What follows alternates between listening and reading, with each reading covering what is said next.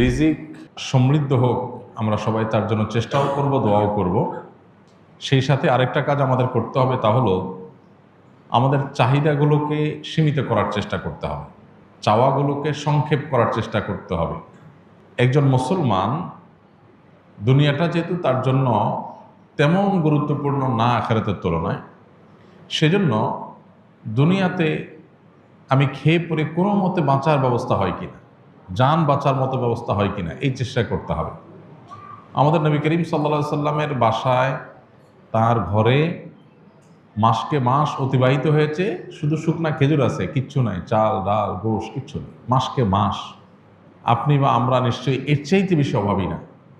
কিন্তু নবী করিম সাল্লাল্লাহু আলাইহি সাল্লাম কোনোদিন তার অভাবের ব্যাপারে কারো কাছে অভিযোগ করেন নাই। তার মানে ওইটা তিনি মেনে নিয়েছেন যে আল্লাহ তাআলা আমার কি অবস্থা রাখছে, আলহামদুলিল্লাহ।